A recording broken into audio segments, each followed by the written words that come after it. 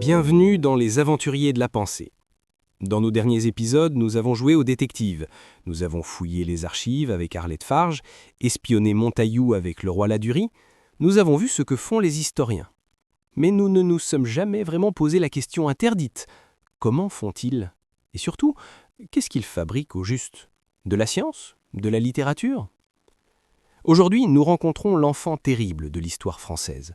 Un homme qui, en 1971, a jeté un pavé dans la mare, avec un livre au titre faussement scolaire. Comment on écrit l'histoire? Cet homme, c'est Paul Venn.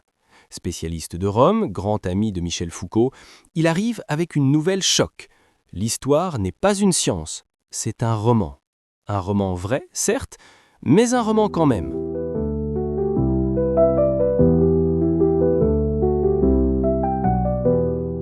Pour comprendre le scandale Veyne, il faut se remettre dans l'ambiance des années 70. L'histoire se prend alors très au sérieux. On compte les sacs de blé, on trace des courbes, on cherche des lois économiques et sociales. On pense, comme Marx ou Brodel, que des forces invisibles dirigent le monde. Et là débarque Paul Veyne. Il dit « Arrêtez de vous prendre pour des physiciens. L'histoire n'a pas de méthode scientifique. Elle n'explique rien par des lois. Elle raconte. » Sa phrase culte claque comme un slogan. L'histoire est un récit d'événements vrais. Pour Veyne, l'historien est un écrivain. Il doit choisir ses personnages, découper ses scènes, créer une intrigue. Attention, il ne dit pas qu'on peut inventer les faits. Napoléon a bien existé. Mais la signification de Napoléon, la façon dont on raconte son histoire, ça, c'est une construction de l'historien. Cette position lui a valu d'être traité de dangereux relativiste.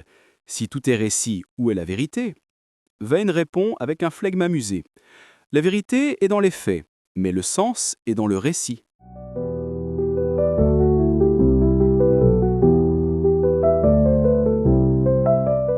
Mais Veyne ne fait pas que dynamiter l'histoire, il la compare constamment à sa voisine, la sociologie.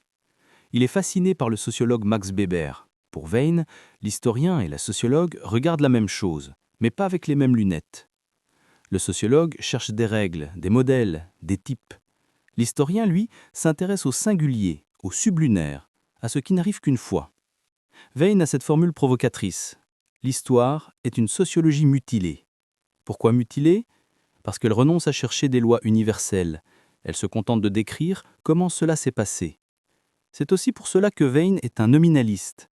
Pour lui, les grands concepts comme la bourgeoisie, l'Église ou l'État n'existent pas. Ce sont des abstractions. Ce qui existe, ce sont des individus, des gens qui agissent, qui croient, qui interagissent. L'historien ne doit pas se laisser piéger par ces grandes étiquettes vides.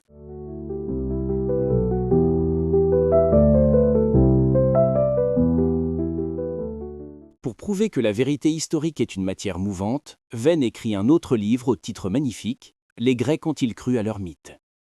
La question semble absurde. Bien sûr qu'ils y croyaient. Ils avaient des temples pour Zeus. Mais Veyne répond « Oui, mais ». Il montre que la vérité est à géométrie variable. Un Grec pouvait très bien savoir que les mythes étaient des fables de poètes, et en même temps prier au temple pour guérir.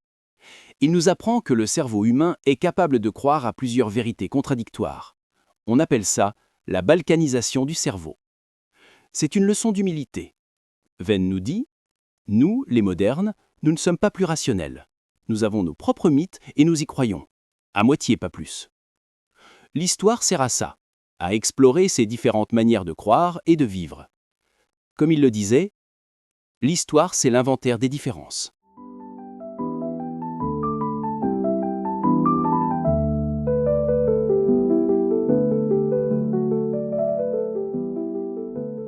La pensée de Paul Venn a été une douche froide nécessaire. Elle a fâché beaucoup d'historiens, mais elle a enchanté les philosophes et les écrivains. Il nous a libérés de l'obsession de la science dure. Il a rendu aux historiens le droit de dire « je », le droit au style, le droit à l'étonnement. Il a ouvert la porte à une histoire plus culturelle, plus sensible, plus consciente d'elle-même. Et justement, cette porte ouverte nous mène vers de nouveaux horizons. Nous refermons ce chapitre sur les détectives et les théoriciens pour ouvrir un nouveau grand chapitre de notre saison, les nouvelles frontières de l'aventure historique. Nous allons voir comment l'histoire a colonisé des territoires qu'on pensait inaccessibles. Dans le prochain épisode, nous rencontrerons un historien du dimanche, un amateur de génie qui a révolutionné la discipline en s'intéressant à ce que personne ne regardait, l'enfance et la mort. Notre prochain guide sera Philippe Ariès. D'ici là, quand vous lisez un livre d'histoire, rappelez-vous, c'est un roman vrai. Et surtout,